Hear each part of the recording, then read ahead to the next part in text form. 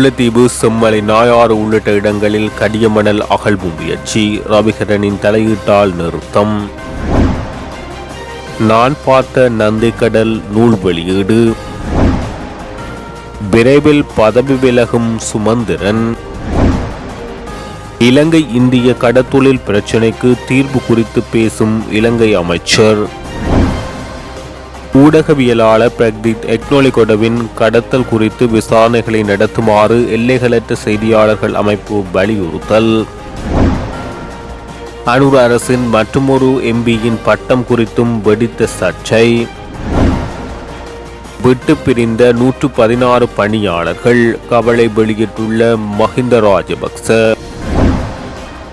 வட்டுவாகல் பாலத்தை புனரமைக்க நடவடிக்கை, கடத்தொழில் அமைச்சர். முல்லைத்தீவு செம்மலை நாயாறு உள்ளிட்ட இடங்களில் மிட்பெட்ஸ் ஹெவி சாண்ட்ஸ் பிரைவேட் லிமிடெட் என்னும் நிறுவனம் இல்மனைட் அகழ்வு கெடுத்த முயற்சி வன்னி பாராளுமன்ற உறுப்பினர் துரைராசா ரவிகரன் மற்றும் அப்பகுதி மக்களின் கடுமையான எதிர்ப்பால் நேற்று தடுத்து நிறுத்தப்பட்டது.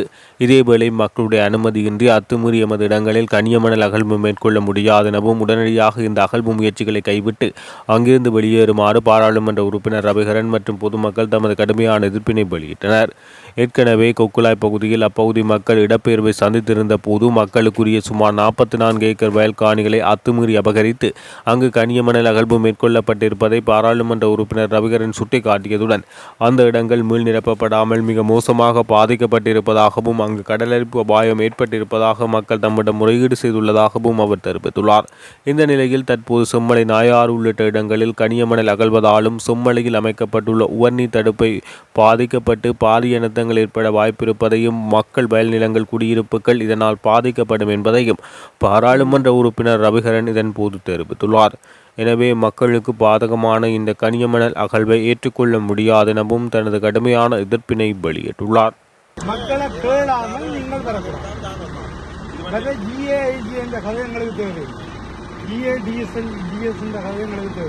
இது மக்கள் இந்த இடம். மக்களை கேளாம நீங்க வர உங்களோட எங்களுக்கு பிரச்சனை இல்லை. நீங்கள் மக்களை கேளாமல் எங்களோட கடற்கரையில மண் அகழ்வுக்கான ஆயத்த நடவடிக்கை செய்ய வேண்டாம். கொக்குழாயில 44 ஏக்கர் அடுத்து அங்க சீர்கட்டு போய்க்கலாம். அந்த இடம் மூடுபடை இல்லை, தண்ணி கடல்ல இருந்து வருது. இப்படி ஒவ்வொருவரும் எடுத்துக்கொண்டு போக நாங்கள் என்ன சாகுறதா இடம். எங்களுக்கு உங்களோட சண்டை இல்லை, பிரச்சனை இல்லை. ஆனா நீங்கள் அப்படி எங்களை கேளாமல் வந்தா அளக்கக்கூடாது, எடுக்கக்கூடாது. நீங்க பார்க்க வேண்டாம். உங்களோட அனுமதி இல்லாம இது வந்து யாருக்குமே நாங்க கொடுக்க மாட்டோம். நீங்கள் பார்க்க வேண்டாம். பார்க்க வேண்டாம்.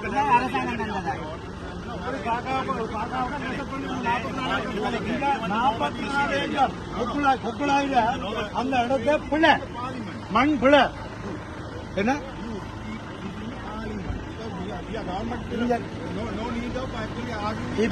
தமிழ்ல கதைங்கோ நீங்க அப்படின்னு சொல்லல.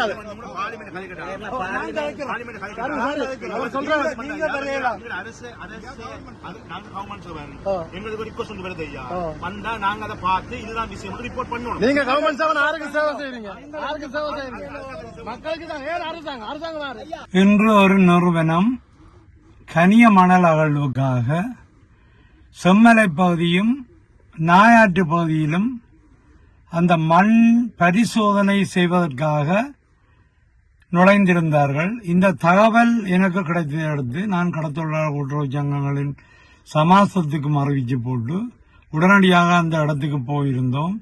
அவர்கள் அந்த மண் அகழ்வு செய்வதற்கான ஆயத்த நடவடிக்கை ஈடுபட்டிருந்தார்கள்.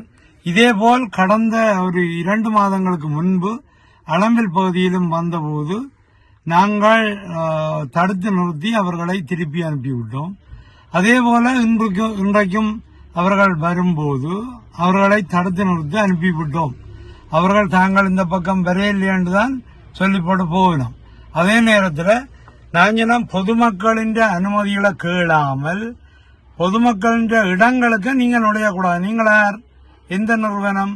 கொக்குழாயில ஏற்கனவே 44 ஏக்கர் காணிய மக்கள் இடம்பெயர்ந்திருக்கும் போது அந்த காணிகளை அபகரித்து வேலி போட்டு கனியமணல் அகழ்ந்து, ஆனா மக்கள் சொன்னது இதுக்கால வெள்ளம் வர வாய்ப்பு இருக்கு, கடல் தண்ணீர் வாரக்கு வாய்ப்பு இருக்கு, இது மூட மாட்டினம். இப்படியெல்லாம் மக்கள் பல கருத்துக்களை சொல்லிக்க கேளாமல் அந்த நாங்கள் இடம்பெயர்ந்து மீள குடியமர்ந்து பாரத கிடையாது தங்களோட வேலை எல்லாத்தையும் பார்த்து கடைசியில மக்கள் சொன்ன மாதிரி தான் அந்த இடம் வந்தது.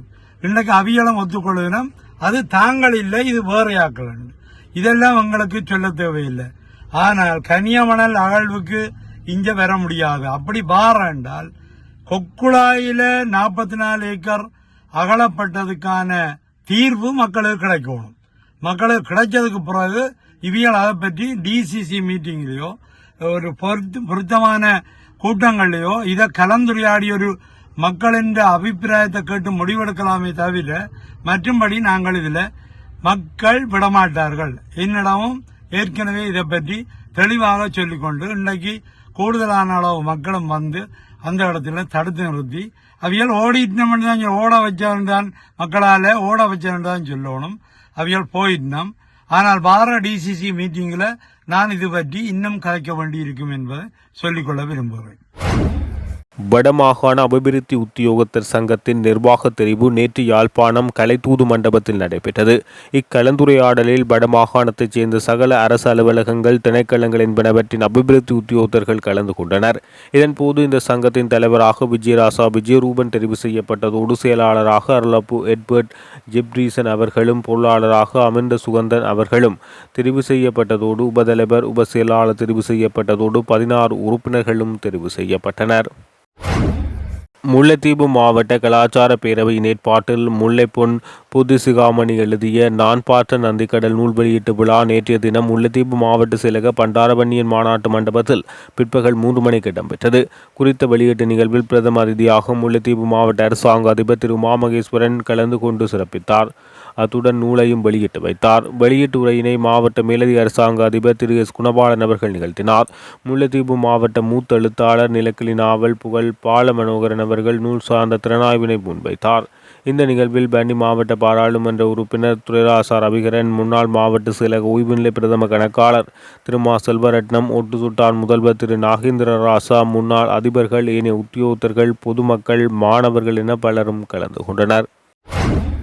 இலங்கையின் வடக்கு மாகாண கடற்தொழிலாளர்கள் மற்றும் தமிழகத்தின் கடற்தொழிலாளர்களுக்கு இடையில் பாக் வளைகுடாவில் நீடித்து வரும் கடற்தொழிலாளர் மோதலுக்கு இந்திய தரப்புகள் இழுவை முறை பயன்படுத்துவதை நிறுத்தினால் மட்டுமே தீர்வு காண முடியும் என கடற்தொழில் அமைச்சர் ராமலிங்கம் சந்திரசேகர் தெரிவித்துள்ளார். இந்தியாவுக்கும் இலங்கைக்கும் இடையில் பல வருடங்களாக கடற்தொழிலாளர் பிரச்சினை முக்கிய ராஜதந்திர பிரச்சினையாக இருந்து வருகின்றது. ஜனாதிபதி அனுரகுமார் திசாநாயக் அடுத்த வாரம் இந்தியாவுக்கு மேற்கொள்ளவுள்ள விஜயத்தின் போது இது தொடர்பில் கலந்துரையாடப்படும் என எதிர்பார்க்கப்படுகிறது. வடக்கு, கிழக்கு மற்றும் மலையகம் உட்பட அனைத்து இனக்குழுக்கள் மற்றும் புவியியல் பிரதேசங்களைச் சேர்ந்த மக்கள் தேசிய மக்கள் சக்தி கூட்டணிக்கு வாக்களித்ததன் மூலம் அண்மையில் நடைபெற்ற தேர்தல்களில் பெரும் ஆணையை வழங்கியுள்ளனர். எனவே அவர்களின் கவலைகளை நிவர்த்தி செய்ய வேண்டிய பொறுப்பு தமது கட்சிக்குள்ளதாக அமைச்சர் சந்திரசேகர் தெரிவித்துள்ளார். 2017ஆம் ஆண்டில் 17.2 கிலோவாக இருந்த நாட்டின் தனிநபர் மீன் நுகர்வு தற்போது 11.7 கிலோவாக குறைந்துள்ளது. இது மக்களின் புரத உட்கொள்ளல் குறைவை பிரதிபலிக்கின்றது என தெரிவித்துள்ளார். எனவே கடற்தொழில் பிரச்சினையில் பாரிய பொறுப்பை ஏற்க வேண்டும் என இந்திய மற்றும் தமிழக மக்களையும் அரசாங்கங்களையும் அமைச்சர் வலியுறுத்தியுள்ளார். ஊடகவியலாளர் பிரகீத் எக்னொலிகொட வலிந்து காணாமல் ஆக்கப்பட்டமை தொடர்பான வழக்கு விசாரணை பக்கசார்பின்றியும் வெளிப்படைத்தன்மை வாய்ந்த விதத்திலும் முன்னெடுக்கப்படுவதை உறுதிப்படுத்துமாறு பிரான்சை தளமாக கொண்டு இயங்கி வரும் எல்லைகளற்ற செய்தியாளர் அமைப்பு ஜனாதிபதி அனுரகுமார திசாநாயக்க தலைமையிலான புதிய அரசாங்கத்தை வலியுறுத்தியுள்ளது. லங்கா நியூஸ் என்ற இணைய செய்தித்தளத்தில் கேலிச்சித்திர ஓவியராகவும் அரசியல் பத்தி எழுத்தாளராகவும் பணியாற்றிய பிரகீத் எக்னொலிகொட கடந்த 2010ஆம் ஆண்டு ஜனவரி 24ஆம் தேதி கோமாகம நகரில் கடத்தி செல்லப்பட்டார். அவரது கடத்தலுடன் தொடர்பட்டிருக்க கூடும் என சந்தேகிக்கப்பட்ட இராணுவ புலனாய்வு சேவை அதிகாரிகள் 9 பேர் தொடர்பான நீதிமன்ற வழக்கு விசாரணைகள் கடந்த 2019ஆம் ஆண்டுடன் தடைப்பட்டிருந்த நிலையில் அவ்விசாரணைகள் கடந்த 6ஆம் தேதி மீண்டும் ஆரம்பிக்கப்பட்டன. இந்த நிலையில் இது பற்றி கருத்து வெளியிட்டிருக்கும் எல்லைகளற்ற செய்தியாளர்கள் அமைப்பு கடந்த செப்டம்பர் மாதம் ஜனாதிபதியாக தெரிவான அன்னகுமார திசாநாயக்க அரசியல் நோக்கங்களுக்காக படுகொலை செய்யப்பட்ட மற்றும் கடத்தப்பட்ட ஊடகவியலாளர்கள் தொடர்பில் முன்னெடுக்கப்பட்டு வரும் விசாரணைகளை உரியவாறு நிறைவு செய்யப்பட்டு பொறுப்புக்கூறல் உறுதிப்படுத்தப்படும் என வாக்குறுதி அளித்திருப்பதாக சுட்டிக்காட்டப்பட்டுள்ளது. சபாநாயகர் அசோக ரன்வெல்ல தனது பட்ட தகுதியை நிரூபிக்க முடியாமல் தனது பதவியிலிருந்து விலகுவதாக அறிவித்துள்ள நிலையில் ஆளும் அனுர அரசின் மற்றொரு எம்பியின் பட்ட தகுதி தொடர்பிலும் சர்ச்சை ஏற்பட்டுள்ளது. தேசிய மக்கள் சக்தியிலிருந்து பாராளுமன்றத்துக்கு தெரிவாகியுள்ள கேகாலை மாவட்ட பாராளுமன்ற உறுப்பினர் கோசலனுவன் ஜெயவீரவின் கல்வித்தகமை தொடர்பிலேயே சமூக வலைதளங்களில் குற்றச்சாட்டுகள் முன்வைக்கப்படுகின்றன. பொது தேர்தல் பிரச்சார காலத்தில் தன்னை பொறியியலாளர் என்று அவர் விளம்பரப்படுத்தி இருந்தார். ஆனால் தற்போது பாராளுமன்ற இணையதளத்தில் கல்வி தகுதி டிப்ளோமா பெற்றவர் என்றும் தொழில்முறை தகுதி உதவி பொறியியலாளர் என்றும் தெரிவிக்கப்பட்டுள்ளது. இதேவேளை தற்போதைய பாராளுமன்றத்தில் கல்வி தகுதியை முன்வைத்து மோசடி செய்தவர்கள் ஏராளம் என ஐக்கிய மக்கள் சக்தியின் பாராளுமன்ற உறுப்பினர் ஐபி பெரேரா தெரிவித்துள்ளார். இதன்படி 6 போலி வைத்தியர்கள் பாராளுமன்ற உறுப்பினர்களாக இருப்பதாக தகவல்கள் தெரிவிக்கின்றது என தெரிவித்துள்ளார். முன்னாள் ஜனாதிபதி மஹிந்த ராஜபக்சவின் பாதுகாப்பு பிரிவிலிருந்து நீக்கப்பட்ட 116 பாதுகாப்பு பணியாளர்களும் தமது வெளியேற்றத்துக்கு முன்னர் மஹிந்த ராஜபக்ச மற்றும் அவரது மனைவியுடன் புகைப்படம் எடுத்துக் கொண்டனர். இது குறித்த பதிவொன்றை மஹிந்த ராஜபக்ச தனது எக்ஸ் தளத்தில் வெளியிட்டுள்ளார். முன்னதாக முன்னாள் ஜனாதிபதிகளின் பாதுகாப்பு ஏற்பாடுகள் குறித்து அரசாங்கம் மேற்கொண்ட மறு ஆய்வுக்கு பிறகு மஹிந்த ராஜபக்சவின் பாதுகாப்பு பணிகளில் ஈடுபட்டிருந்த 116 பேர் நீக்கப்பட்டனர். மனிதவளத்துறைக்கு பொறுப்பான துணை காவல்துறை அதிபர் ராஜபக்சவின் பாதுகாப்பு பிரிவுக்கு இந்த முடிவை தெரிவித்தார். இதனையடுத்தே தங்கள் கடமைகளை முடித்து வெளியேறுவதற்கு முன்னர் பாதுகாப்பு பணியாளர்கள் முன்னாள் ஜனாதிபதியுடன் சுமூகமான உரையாடல் ஒன்றை நடத்தினர். அத்தோடு அவருடன் ஒரு குழு படத்தையும் எடுத்துக் கொடுத்தனர். இந்த நிலையில் தமது எக்ஸ் பக்கத்தில் மஹிந்த ராஜபக்ச தெரிவிக்கையில், பல ஆண்டுகளாக நீங்கள் ஒரு நிழலைப் போல என்னுடன் நின்று என் உயிரையும் என் குடும்ப உறுப்பினர்களின் உயிரையும் பாதுகாத்தீர்கள். உங்கள் தியாகங்கள், விசுவாசம் மற்றும் சேவை வார்த்தைகளால் வெளிப்படுத்த முடியாது. உங்கள் அனைவருக்கும் எனது மனமார்ந்த நன்றியையும் ஆழ்ந்த மரியாதையையும் தெரிவித்துக் கொள்வதாக அவர் குறிப்பிட்டுள்ளார். ஊழல் குற்றச்சாட்டு சுமத்தப்பட்டுள்ள தேசிய கல்வி நிர்வாகத்தின் 2 சிரேஷ்ட அதிகாரிகள் புதிய அரசாங்கத்துடன் கல்வி சீர்திருத்த கலந்துரையாடல்களில் ஈடுபட்டு வருவதாக இலங்கை ஆசிரியர் சங்கம் குற்றம் சாட்டியுள்ளது. இந்த 2 அதிகாரிகளுக்கும் தகுதிகளை பூர்த்தி செய்யாமல் நியமிக்கப்பட்டுள்ளதாக கணக்காய்வு அறிக்கையில் கூறப்பட்டுள்ள பரிந்துரைகளை அடுத்து முறையான குழுவினால் அது உறுதிப்படுத்தப்பட்டுள்ளதாக இலங்கை ஆசிரியர் சங்கத்தின் பொதுச் செயலாளர் ஜோசப் ஸ்டாலின் தெரிவித்துள்ளார். அதன்படி கணக்காய்வு பரிந்துரைகளின் அடிப்படையில் இந்த 2 அதிகாரிகளையும் பதவியிலிருந்து நீக்க வேண்டும், இல்லையெனில் கல்வி சீர்திருத்த விவாதம் கேலி கூத்து என ஸ்டாலின் தெரிவித்துள்ளார். முல்லைத்தீவு வட்டுவாகல் பாலத்தினை புனரமைக்க அரசாங்கம் நடவடிக்கை எடுக்கும் என கடத்தொழில் அமைச்சர் ராமலிங்கம் சந்திரசேகர் தெரிவித்துள்ளார்.